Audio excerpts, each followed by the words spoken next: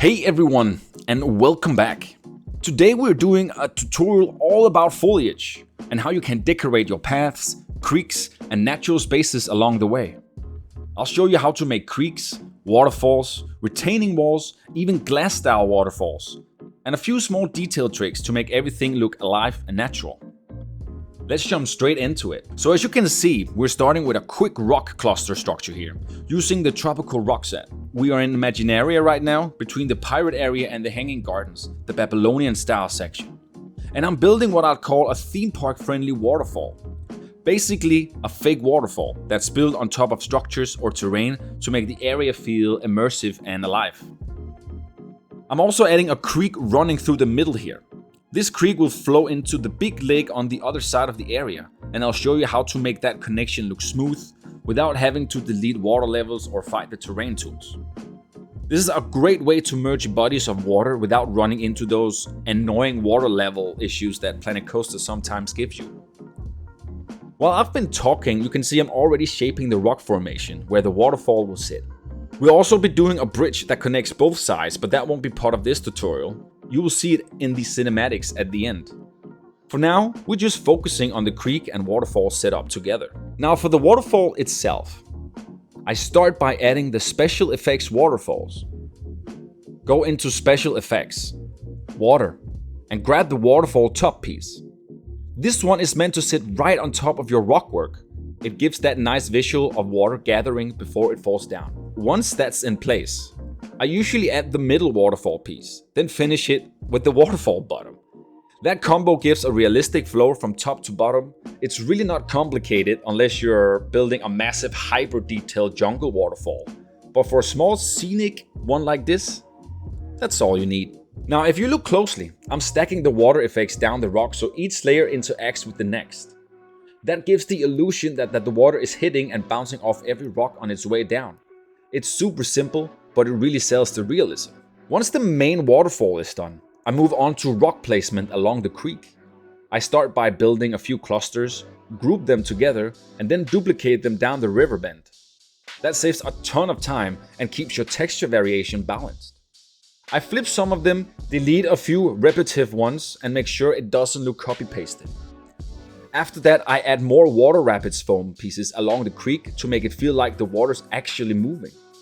Also, make sure to use the white color because it pops the best against the blue water. Sometimes I stack a few of them just to make the foam thicker. The lighting can fade it out otherwise. Now we're starting to get that nice smooth river flow that fades right into the lake. To finish it off, I add a few small tropical rocks and Viking runestones underneath the water, recolored slightly to fit the creek bed. It gives depth and texture below the surface and makes the water feel more natural. And that is basically for the creek and waterfall setup. It's a super fun and simple way to make your park feel more alive, even if it's built on fake waterfalls and limited elevation. Here's a little extra thing I wanted to share before we move on. You can now make your own presets with the terrain foliage brush, and it's actually a really neat shortcut. Here's how you do it. You go into your terrain brush settings, click delete object or just clear the brush completely, and then hit new brush. Now you can start adding whatever you want, plants, foliage, rocks, even scenery pieces, basically anything you like to paint onto your terrain. It's a really quick way to cover large areas or rough out your foliage zones, but just a small warning. This system isn't super smart about placement. It tends to dump everything in a big random clumps without much balance or spacing between trees. So I'll say this tool works best for backgrounds, outskirts, or just coloring your terrain fast, not for your main composition areas. You can always go back in, delete what doesn't fit or add a few custom pieces to refine the look. It's not perfect, but it's a great time saver when you don't feel like placing every plant by hand. Now since we're wrapping up this first part, here's a little bonus detail I wanted to show. I made a small grotto entrance where guests can actually walk underneath a waterfall, and I used glass to pull off a really cool trick. So the way it works is I place the glass panel right where the waterfall lands, and then I use the water rapids foam effect slightly above it. If you align it just right, it looks like the water is actually hitting the glass surface and it gives off this beautiful view through waterfall illusion. You'll see it clear in the cinematics, it's subtle, but it adds a ton of realism and immersion to your zone. Alright, now that we've covered waterfalls, creeks, and a few extra tricks, let's move on to retaining walls and start framing this area with some structure. Alright, so we're in Moana Waterpark right now, and what we're going to be doing next is retaining walls. There are many ways you can make and use retaining walls. It's one of those details that makes a path area look more intentional and designed, and depending on your theme, you can make them look really cool. Since we're in Moana Waterpark, I wanted to do something colorful and tropical, kind of a flower bed retaining wall. So first off, I built this little flower bed section here, and I also used decals to create a dirt texture inside. I know we already have standard dirt pieces, but I just wanted to show another way you can use decals creatively for custom flower beds. It adds that extra layer of depth and color variation. Once I had that first section done, I started stacking and layering it. I wanted 3 tiers of these flower beds, and then a thick jungle backdrop behind them to finish it off. That helps make it feel lush and fully enclosed. So I picked out some tropical plants and grasses and just filled it in like a well-kept garden display. Something that looks like it's constantly maintained, but still natural and soft around the edges. After finishing one full section, I just duplicated along the path to keep the same rhythm. While building, I added different colors and flower types for variation, especially some rose bushes to break up the color flow. They divide the areas nicely and make the pattern feel less repetitive. Now, one thing I'll say, the decal hitboxes are absolutely terrible, so be wise when you use them. When I was placing them, they kept snapping into things and it got messy fast. Once I had all that set up, I started duplicating and recoloring some of the plants so the color tones weren't too uniform. The randomness gives you a much more organic, natural look, especially important in a tropical park like this. This part of Moana Waterpark was actually an area I didn't have much planned for, so it felt nice to fill it in with these retaining wall garden combo. It creates a natural border and gives guests something beautiful to walk past. It just feels complete now. Now let's talk foliage placement and blending. One thing I always recommend is to remember that trees can act as bushes. If you slightly lower them into the ground, you can fill gaps or close off open areas. It's a great trick when you don't want to build actual walls. You can make dense and natural enclosures using tree canopies instead. Here I'm using that trick to block off the area behind the flower beds, just layering foliage to create that dense jungle wall.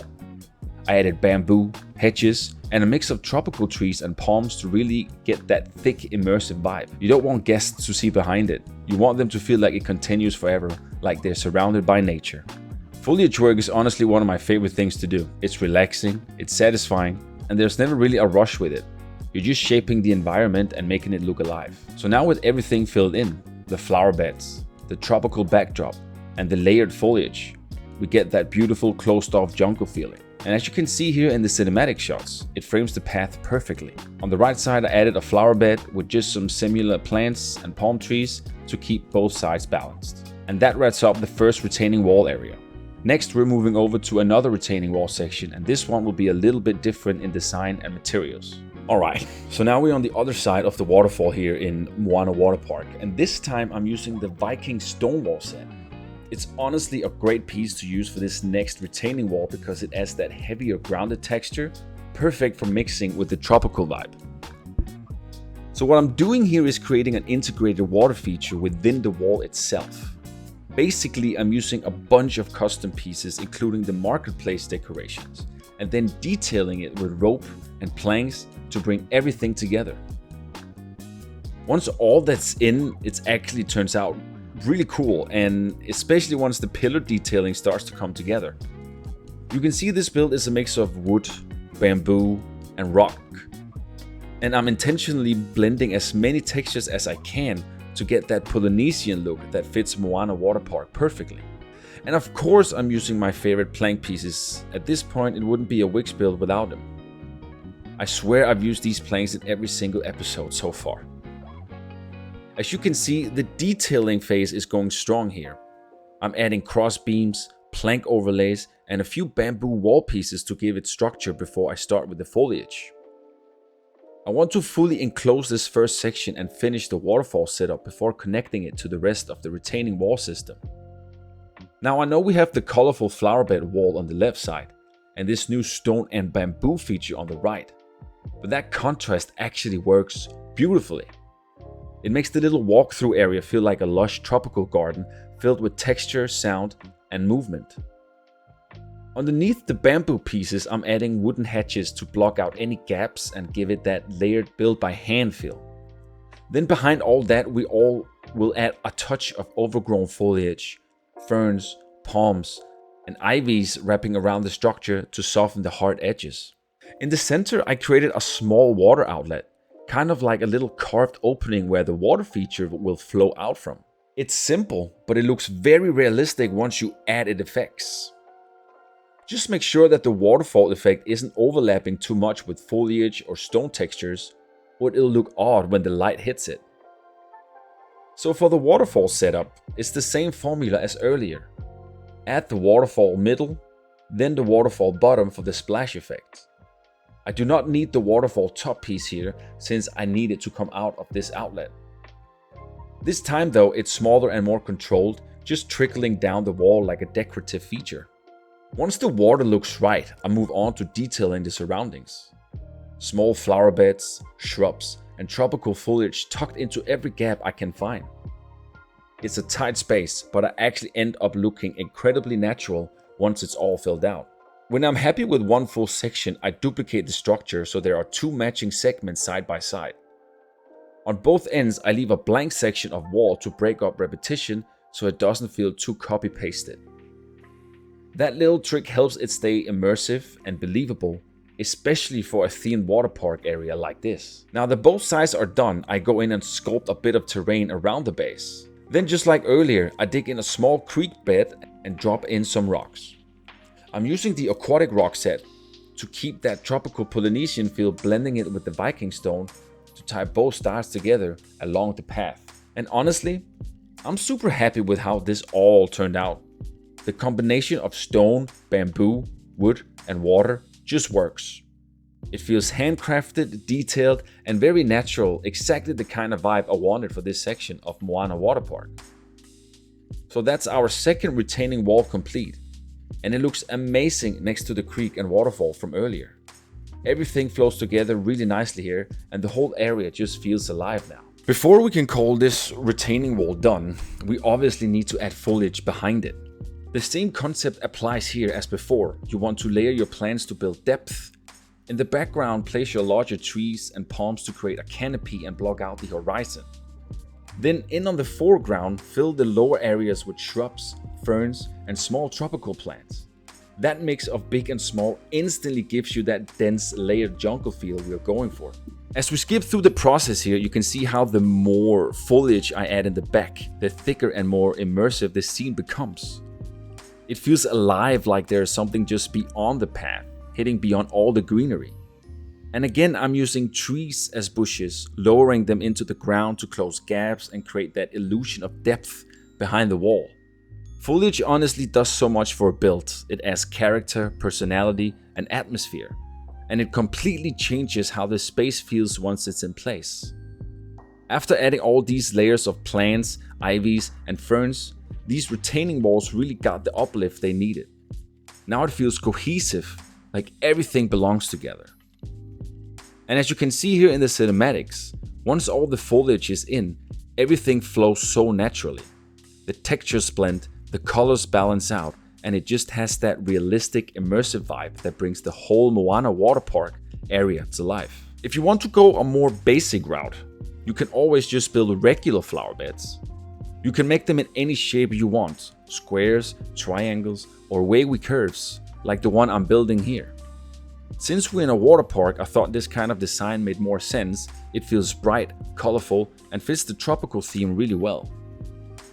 I'm actually using a roof trim piece to outline the flower bed here, but honestly, you can use whatever building piece works for your area's theme.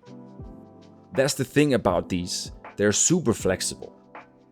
Flower beds like this are mostly useful for filling in large open space. For example, this one in Moana Waterpark sits right in the middle of the plaza where I didn't really have anything before.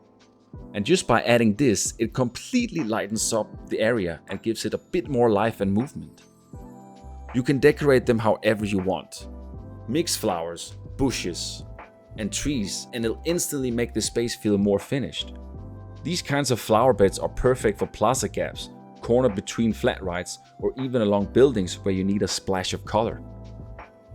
They're quick to make, they'll fill space fast, and they're doing a great job at tying everything together visually. So if you want something easy but effective, regular flower beds are definitely the way to go. Here I just want for a simple setup, a tree in the middle surrounded by flowers, roses and low shrubs. It's nothing crazy, but it looks good, and that's the whole point. And as you can see here in the cinematics, it really brightens up the plaza, fills the space, and just gives it that final touch of polish the area needed. So I also want to share a little trick on how you can make fake grass, or at least something that feels like grass. When you need to fill out small empty areas with a bit of green texture or shrubbery, what you can do is grab a few small plant types that blends very well together, like the lady fern, the wild garlic plant, or whatever fits the environment you're building in. For this one, I'm using the hardy ice plant as my base, and then mixing in a few other small plants for variation. Now the goal here is to make a larger patch of grass, but you don't want to place every single piece individually. That would take forever. Instead, build yourself a modular grass template. Here's how. Start by placing a bunch of those small plants together. Vary the size and rotations a bit to make it look natural. Once you're happy with the mix, select everything and group it into one building. After that, you scale it up to make it cover a larger area, and certainly you've got a nice full looking patch of grass. You can make a few variations of these, each with slightly different plant types or densities, and then duplicate them across your park wherever you need grass coverage. You can also lower them slightly into the ground or raise them a bit depending on how much you want the plants to stick out. It's a super simple and fast way to add some life to an otherwise empty spot, and without having to go through the pain of placing dozens of individual plants. So yeah, just a quick little trick on how to make fake grass in Planet Coaster 2. It's easy, it looks good, and it saves you a ton of time. Next up is a neat little tip I really want to share, and that's about the rotation of your foliage. Back in Planet Coaster 1, one of the most common mistakes people made was just placing down trees without rotating them. When you do that, all the trees end up facing the exact same direction, and it completely kills the immersion. It makes the textures look repetitive, the shadows hit the same way on every tree, and it just looks off. Now in Planet Coaster 2 we have this great rotation feature built directly into the foliage placement tool. It automatically rotates and even resizes your trees as you place them, which makes everything feel way more organic. To show the difference, notice what happens when I turn rotation off.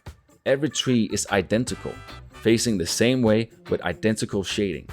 But when rotation is on, the foliage comes to life. It feels meshy in the right way, like a real jungle or garden would. So always remember, even a small detail like rotation can completely change the feel of your build. I think we're at the end here. So let's quickly recap what we've gone through today. We started with making waterfalls and creeks and how to layer water effects for realism. Then we covered retaining walls, both the colorful flowerbed style and the Viking stone wall with an integrated water feature. We went over on how to layer foliage to get that dense immersive jungle vibe. After that, we built simple flower beds for plazas and open spaces.